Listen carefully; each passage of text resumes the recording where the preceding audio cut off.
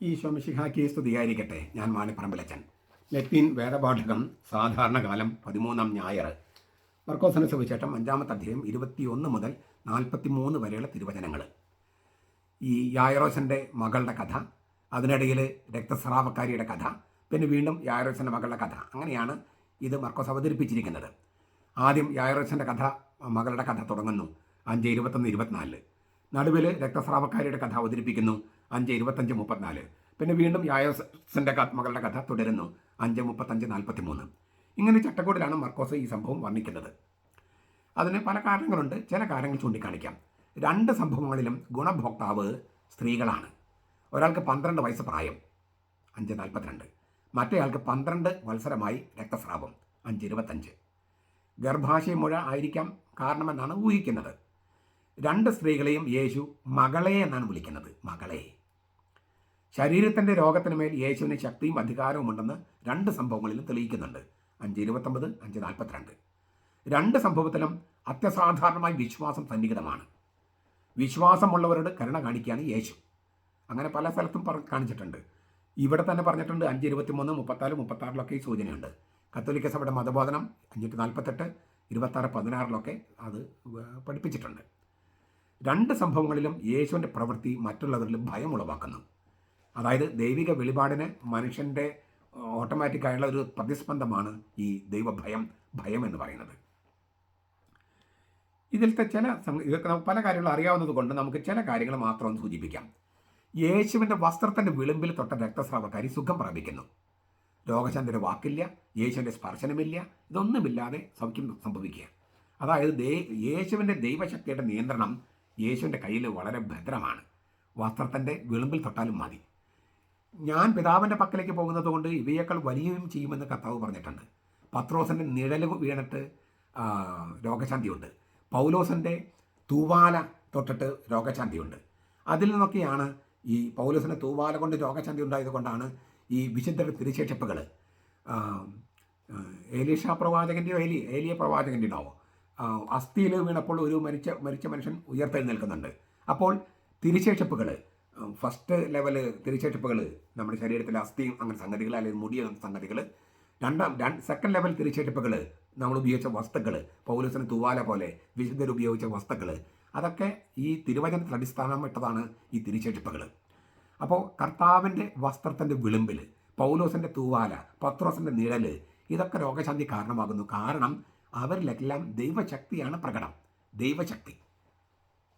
രണ്ടാമതൊരു കാര്യം, രക്തസ്രാവക്കാരി സൗഖ്യം പ്രാപിച്ചത് യേശു അറിയുന്നു. അത് അറിഞ്ഞു കഴിഞ്ഞിട്ട് യേശു അവളുമായി ഒരു സംഭാഷണത്തിൽ ഏർപ്പെടുകയാണ്.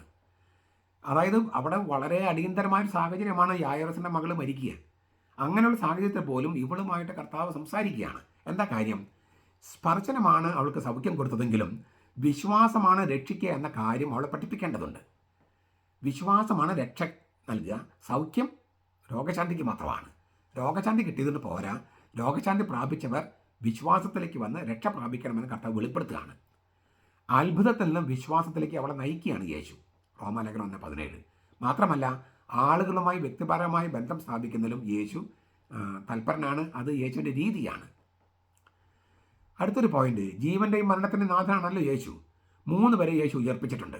ലാസർ, യോഹന്നാൻ 11, നായനൽ വിധവയുടെ മകൻ 7, ലൂക്ക 7, ഇവിടെ യായറോസിൻ്റെ മകൾ.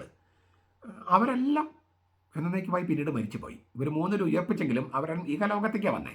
ഇഹലോകത്തേക്ക്. പിന്നെ അവർ മരിച്ചുപോയി. ഈ അവരുടേത് പുനരുത്ഥാനമല്ല, പുനരുജ്ജീവനമാണ്. മരിച്ച ഒരാളെ ഇഹലോകത്തിലേക്ക് തിരിച്ചു കൊണ്ടുവരുന്നതാണ് പുനരുജ്ജീവനം. എന്നാൽ പുനരുത്ഥാനം എന്ന് പറയുന്നത് യേശുവിൻ്റെയാണ്. അത് ജീവശാസ്ത്രപരമായ ജീവൻ അതീതമായ ജീവനിലേക്ക് പ്രവേശിക്കുന്നതാണ്. എങ്കിലും ഈ പുനരുജ്ജീവനങ്ങൾ എന്തിനാണ് യേശു നടത്തിയത്? പുനരുത്ഥാനത്തിലേക്ക് സൂചന നൽകാൻ. അതായത് ജീവൻ്റെയും മരണത്തിൻ്റെയും നാഥൻ യേശുവാണ് എന്ന് ബോധ്യപ്പെടുത്താൻ. അതൊരു പ്രധാനപ്പെട്ട പോയിൻ്റാണ്. നമ്മളെപ്പോഴും ചോദിക്കുന്ന ചോദ്യങ്ങളിൽ ഇതും കൂടി ഉണ്ടാകണം. എന്താണ്? ആരാണ് നമുക്ക് ജീവൻ നൽകിയത്? ദൈവം. ആരാണ് ജീവൻ എടുക്കുന്നത്? ദൈവം തന്നെ. ദൈവത്തിന് അത്ര എളുപ്പമായിരിക്കും അത്? ഇല്ല. അബ്രാഹാം ഇസഹാക്കിനെ ബലി കഴിക്കാൻ കൊണ്ടുപോയപ്പോൾ എന്തുമാത്രം വേദനയുടെ തീച്ചോളയിലായിരുന്നുവോ അത്ര തന്നെ തീച്ചോളയിലായിരിക്കും ദൈവം നമ്മുടെ ജീവൻ എടുക്കുമ്പോൾ.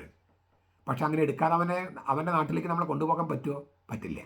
അപ്പോൾ ദൈവം തന്നെ ഓർമ്മപ്പെടുത്തുകയാണ്, ഇവനെ എൻ്റെ നാട്ടിലേക്ക് കൊണ്ടുവരണം. അത് വേദനാജനകമാണ്. മരണം എന്ന പുഴയിലൂടെ വേണം കൊണ്ടുപോകാൻ.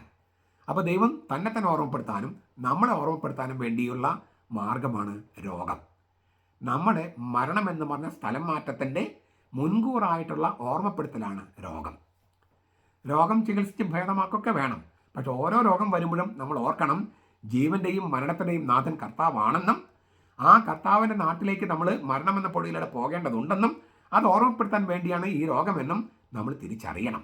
ആ മരണമെന്ന ധ്യാനം, മരണത്തെക്കുറിച്ചുള്ള ധ്യാനം, അതും ഈ രോഗം എന്നുള്ള ആ അവസ്ഥയിൽ നമ്മൾ ചെയ്യേണ്ടതാണ്. മാത്രമല്ല, നമ്മുടെ ഈ ഭൂമിയിൽ ജീവിതം ശാശ്വതമല്ലെന്നും ഇത് തീർത്ഥയാത്രയാണ്, നിത്യജീവനുള്ള ഒരുക്കമാണ് എന്നൊക്കെ ഈ രോഗം നമ്മെ പഠിപ്പിക്കുന്നുണ്ട്. അപ്പോൾ രോഗത്തിന് നല്ല വശമുണ്ട് എന്നാണ് ഞാൻ പറഞ്ഞതിൻ്റെ ചുരുക്കം. ഇപ്പം നമ്മൾ ഈ 2 സ്ത്രീകളുടെ കഥകളാണല്ലോ പറഞ്ഞത്. 2 പേരും ഒരാൾ മരിച്ചു, അതായത് ആർത്തവം തുടങ്ങുന്ന പ്രായം 12 വയസ്സിലാണ് ആ പെൺകുട്ടി മരിക്കുന്നത്. ഒരാൾക്ക് 12 വർഷമായിട്ട് ആർത്തവം നിൽക്കുന്നില്ല, നിലയ്ക്കാത്ത ആർത്തവം. അപ്പോൾ ഇതെല്ലാം ആർത്തവവുമായിട്ട് ബന്ധപ്പെട്ടതാണ് ഈ 2 കുട്ടികളുടേതും കഥ. ഇപ്പോൾ നമ്മുടെ നാട്ടിൽ തന്നെയല്ല, എല്ലാവിടെയും ഉണ്ട്, ആർത്തവത്തിൻ്റെ തീയതി മാറ്റിവെക്കാനായിട്ട് മരുന്നും കഴിക്കുക, ഇഞ്ചക്ഷൻ എടുക്കുക.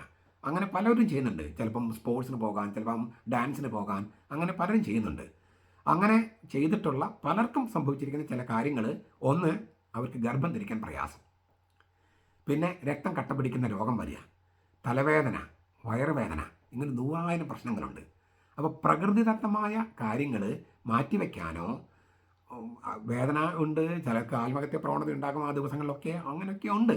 എങ്കിലും ആ വേദനയെല്ലാം ഈ ജീവൻ ഉണ്ടാകാനുള്ള, താൻ ഗർഭം ധരിക്കണം, ഗർഭം ധരിച്ച് മക്കളെ പ്രസവിക്കണം, അതിൻ്റെ ഒരു ആസ്വാദനമായിട്ട് കാണണം. അച്ഛനൊക്കെ പറയാം, അച്ഛനിതില്ലല്ലോ, ഞങ്ങളല്ലേ വേദന സഹിക്കുന്നതൊക്കെ പറയും. എങ്കിലും അതങ്ങനെ സംഭവിച്ചില്ലെങ്കിലോ, ഈ ആർത്തവം ഉണ്ടാകുന്നില്ലെങ്കിലോ, അത് എത്രയോ വലിയ വേദനയാണ്. എത്രയോ പേര് ചികിത്സയ്ക്ക് പോകുന്നത് കൃത്യമായിട്ടുള്ള ആർത്തവം ഇല്ലാത്തതിൻ്റെ പേരിൽ. ഇപ്പം നമ്മൾക്കറിയാം, മക്കളുണ്ടാകാൻ വലിയ പ്രയാസമാണ്. ഒന്ന്, വളരെ പ്രായം കഴിഞ്ഞിട്ട് കല്യാണം കഴിക്കുക. 2, വിഷമുള്ള ഭക്ഷണം. പിന്നെ അതിനേക്കാളൊക്കെ കൂടുതൽ സ്ത്രീകൾ ജോലിക്ക് പോകുന്ന സ്ട്രെസ്സ്. യൂറോപ്പിലും അമേരിക്കയിലൊക്കെ പറയുന്നത് സ്ട്രെസ്സ് മൂലമാണ് ഗർഭം ധരിക്കാൻ പ്രയാസം എന്നാണ്. കാരണം ജോലി സ്ഥലത്തെ സ്ട്രെസ്സ് വല്ലാതെ അലട്ടുന്നു. നമ്മുടെ നാട്ടിലെ ജോലി സ്ഥലത്ത് അത്ര വലിയ സ്ട്രെസ് ഉണ്ടെന്ന് എനിക്ക് അറിഞ്ഞുകൂടാ, മൾട്ടിനാഷണൽ കമ്പനികളൊക്കെ ഉണ്ടാകും. അപ്പോൾ ഈ സ്ട്രെസ്സ്, പിന്നെ അങ്ങനെ ഒരുപാട് കാരണങ്ങളുണ്ട്, ഭക്ഷണ രീതികൾ. അപ്പോൾ ഇതെല്ലാം ഗർഭധാരണത്തിന് പ്രശ്നമാണ്. അതിൻ്റെ കൂട്ടത്തിൽ ആർത്തവം മാറ്റിവെക്കാനും അങ്ങനെയൊക്കെ മരുന്നും കൂടി കഴിച്ചാലോ. അപ്പോൾ നമ്മൾക്ക് ദൈവത്തിനെതിരെ ചെയ്ത് കഴിഞ്ഞാൽ അക്രമം കൂടും, പിന്നെ ഈ പറഞ്ഞ പ്രശ്നങ്ങൾ കൂടുതൽ വരും. അതിനാൽ ഈ ദൈവത്തോട് ചേർന്ന്, പ്രകൃതിയോട് ചേർന്ന്, അതിലിത്തിരി സഹനമുണ്ടെങ്കിലും അങ്ങനെ ജീവിക്കുന്നതാണ് ഈ മാരകമായ സംഗതിയിൽ വരുന്നതിനേക്കാൾ നല്ലത് എന്നും ഈ കഥകൾ, ഈ 2 സംഭവങ്ങൾ നമ്മെ പഠിപ്പിക്കുന്നുണ്ട്. അതും നമുക്കൊരു പാഠമാകട്ടെ. നമുക്കും നമ്മുടെ മക്കൾക്കും അതെല്ലാം പറഞ്ഞു കൊടുക്കണം. ഒരാളും എളുപ്പത്തിൽ സ്വീകരിക്കില്ല, കാരണം ഉപദേശം ആർക്കും വേണ്ട. എല്ലാവർക്കും സ്വന്തം അഭിപ്രായവും പിന്നെ കൂട്ടുകാരുടെ അഭിപ്രായവും ഒക്കെയാണ്. ജോലി ആവട്ടെ, സമ്പാദിക്കട്ടെ, സ്വന്തം കാലിൽ നിൽക്കട്ടെ എന്നൊക്കെ പറയും. അങ്ങനെ 28, 30, 35 വയസ്സായി കഴിഞ്ഞാൽ പിന്നെ പ്രശ്നമായി. കാരണം എന്താ, കല്യാണം നടക്കുന്നില്ല, കല്യാണം നടത്തില്ല, മക്കളുണ്ടാകുന്നില്ല, മക്കളുണ്ടായാലും തന്നെയും രോഗങ്ങളാണ്. എന്തുമാത്രം രോഗങ്ങളാണ്. പണ്ടും രോഗമൊക്കെ ഉണ്ടായിരുന്നു, പക്ഷേ ഇതുപോലെ ഉണ്ടായിരുന്നോ? അപ്പോൾ അതിനാൽ നമുക്ക് ഇവരുടെ ആർത്തവവുമായിട്ട് ബന്ധപ്പെട്ട ഈ 2 സ്ത്രീകളുടെ കഥ നമുക്ക് ഇന്നൊരു വലിയ പാഠമാകട്ടെ.